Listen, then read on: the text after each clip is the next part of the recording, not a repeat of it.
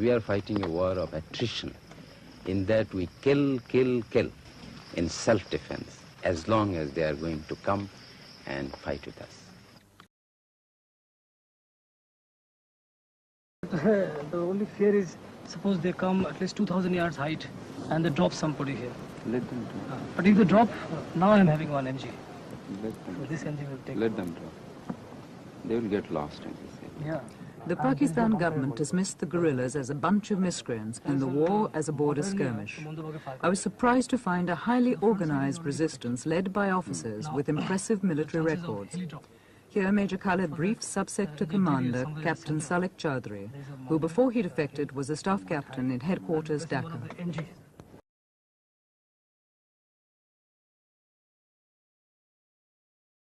Major Khalid is 35, an officer with the Pakistan Army for 13 years, trained as a commander by the Americans.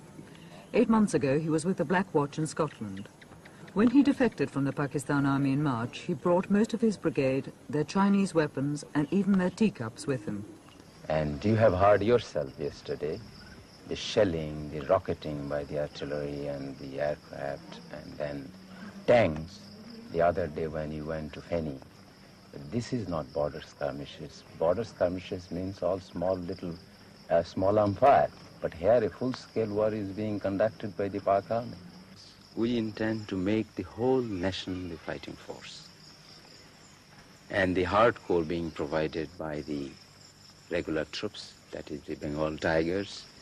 It has its good reputation of being good fighters, and it has fought well. The hardcore of the Liberation Army are professional soldiers, but thousands of students and peasants are joining them. There is little time for formal training, so they're sent to the front unarmed and untrained with the regular troops to get experience. And if they're lucky, a gun captured from the Pakistan Army. Ishaq, a 19-year-old student, took us with his patrol to inspect several villages.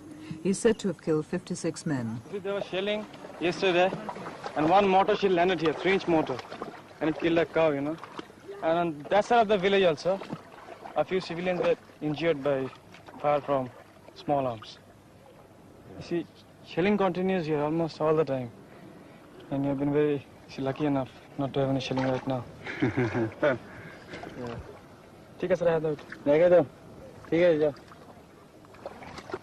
The guerrillas' lack of arms and ammunition is compensated by their passion for an independent Bangladesh, and their hatred of the West Pakistanis is constantly renewed by the stories that the refugees tell them.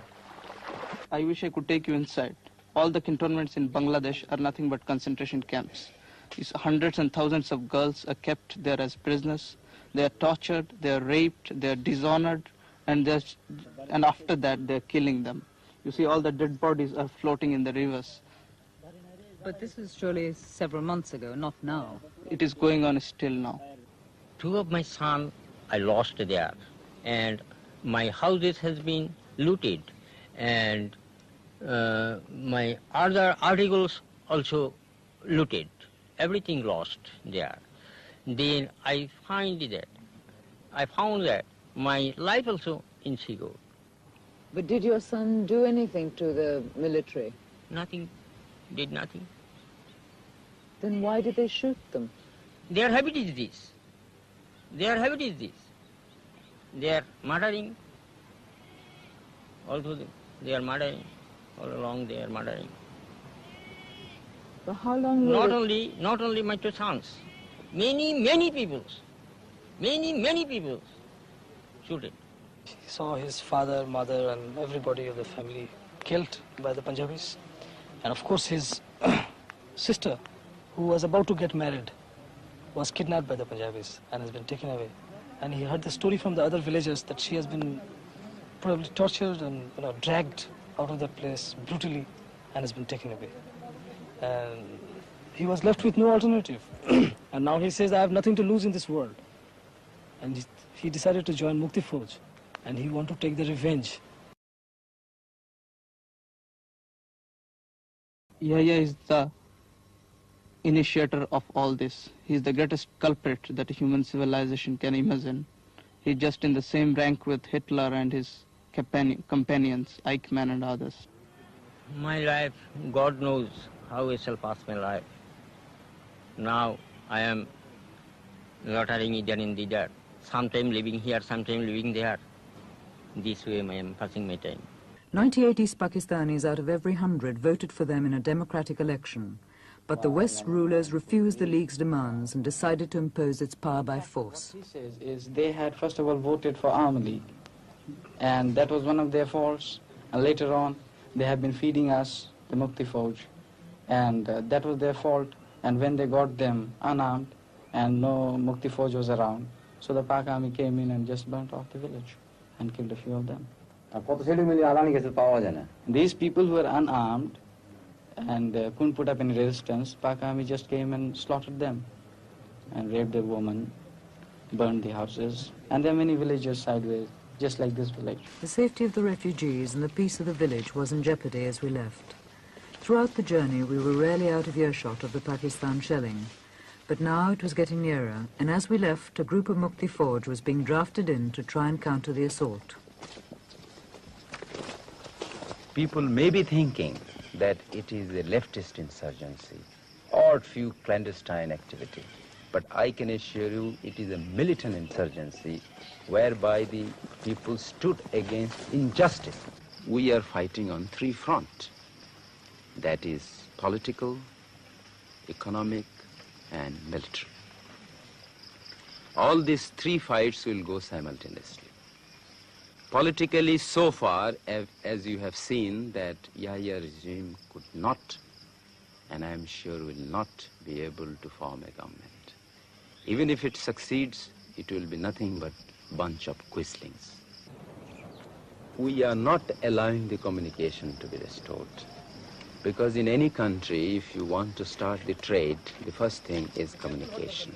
We have not allowed him to ply the trains. We have not allowed him to run the roads. Bridges are being blown. This is one aspect of the economy, that is the communication. Captain, could you describe the fighting in your sector? In my sector, it's just like fighting any other war. What do you mean?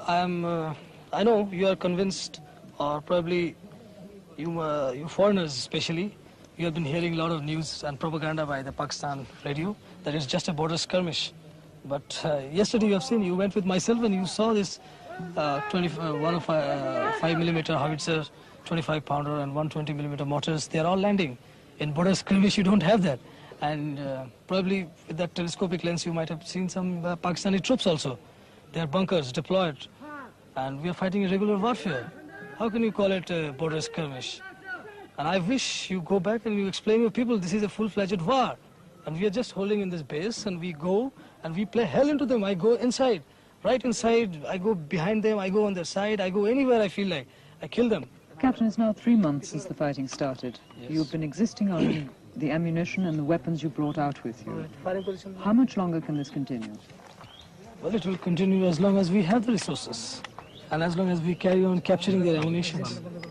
And of course, we expect that some country will come to our aid. At least you have come, you have seen how the fighting is going on.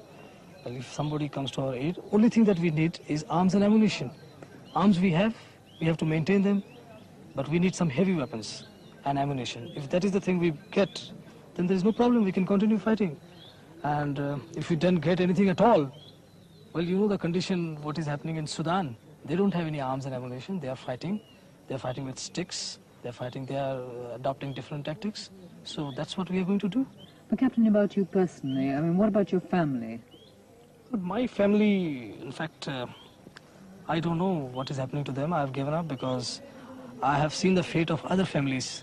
When an officer has deserted and joined this Mukti Fauj, what happened to their families? They were all captured as prisoners and kept in the cantonment, and I don't know what has been done.